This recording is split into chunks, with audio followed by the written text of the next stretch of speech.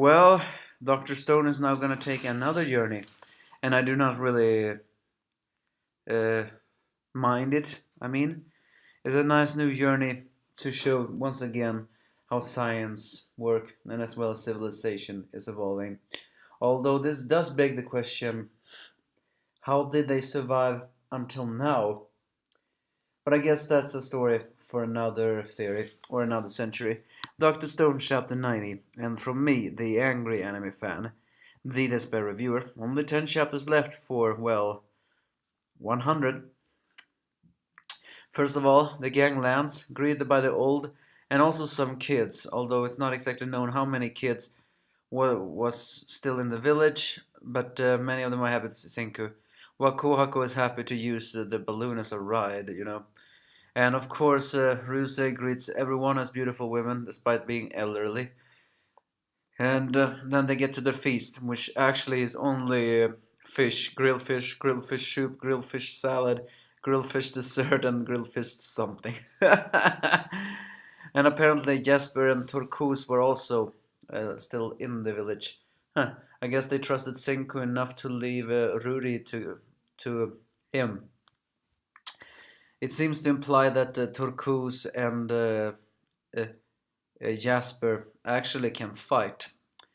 But they didn't say anything. They didn't even find bear for meat. Of course, Ryusei, realizing they have to rely on fish, do not like that, so decides that when he asks how long are they gonna be stay in this village, Senku says something about 1 or 2 years till we find the oil. So what I'm trying to ask is, what you tell me now that Senku and gang just went to the village and now they're gonna stay there for a couple of months? Then who's gonna lead the empire, and what's the empire gonna do in the meantime? Are they gonna keep building the boat? I mean, they did draw the blueprints, and the old man Kasaseki is there, so maybe they will just follow the blueprints. And how are they gonna have their food storage problem? Because, well, Ruse is determined that they're gonna find food supplies as well. And then they go out next time in the balloon, but this time Kohaku is with them. Although it's worth noting that she actually hangs from under the balloon and is very excited. Normally I don't think doing that is possible because, well, the balloon will be the board will break under the weight, but also something else. But it's Kohaku. She's an agile one. Of course, Senku still likes to call her a lioness, and sometimes gorilla. Of course, Kohaku do not likes to be called that. But it's a very adorable scene that Kohaku is so overwhelmed by flying. But it's revealed that they are all working in synchronization using a new type of phone that is strapped to their bags, almost like a mobile phone, so to speak, where Kohaku uses her eyes in the sky while on the ground, Ukyu as well as Chrome, the Master of Minerals, look also, meaning they are coordinating their way to go around as well as trying to draw the map slowly. And indeed, they see many things, including Japanese cedar forest and a lot of different things that Sunku feels like works like a treasure map. Of course, Ryusei just wants to see food, and eventually they do find an old goat lost from his herd. Ukyo takes it out while apologizing to the beast, also saying that we shall eat you and let none of you go to waste.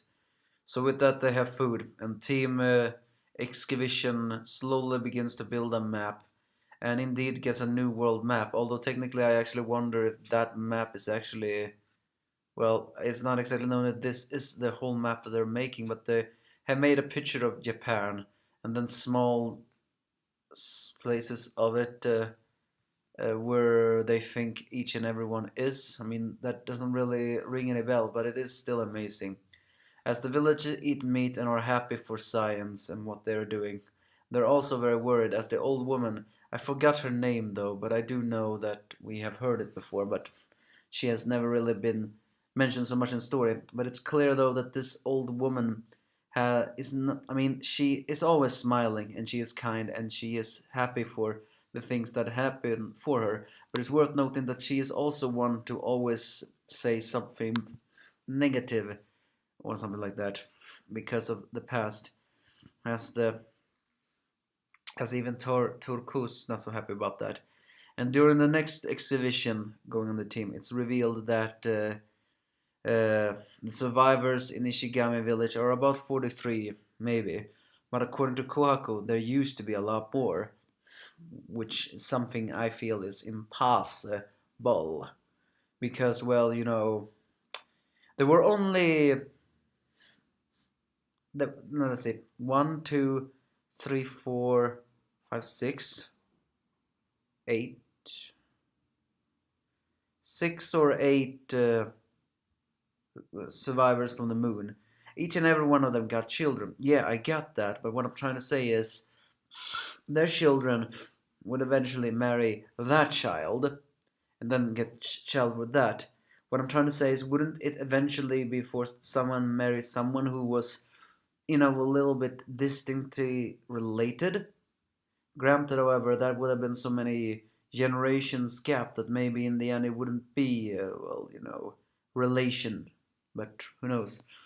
Anyway, Koako says that a lot of the families have died of famine, including Turko's family, which may explain why she is always so cynical.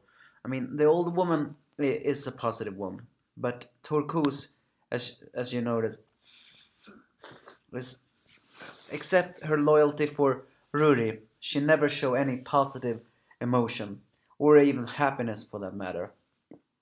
She's even showing out Koaku, who technically is Ruri's sister, therefore in an equal rank of sort. And this seems to give an explanation for that. She has lost her family in the famine, and I think she is extremely cynical of life. So Ruse declare that, as Senko says, that eventually even hunting will reach its limit. Because if you grow, you need agriculture. Mother Nature is an old tale about Mother Nature striking a deal with humanity to become its slave.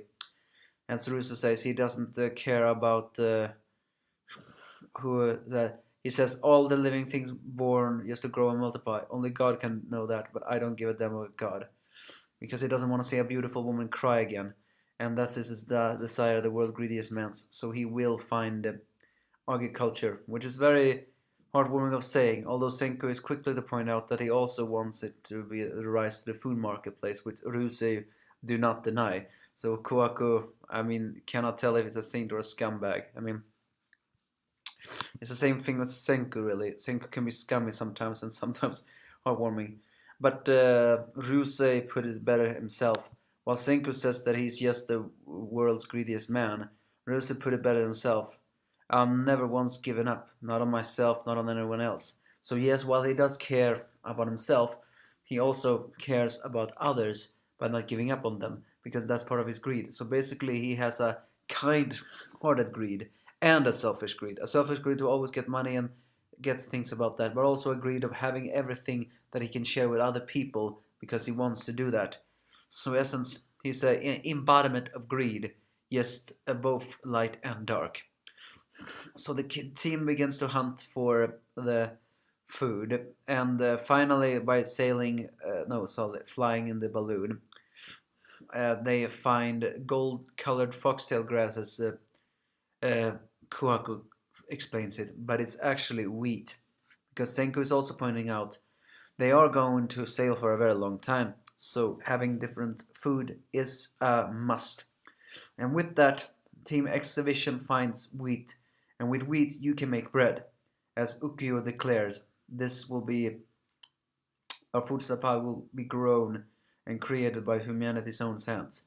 And so, people, we are entering the agriculture revolution, the one of bread, cookies, and more.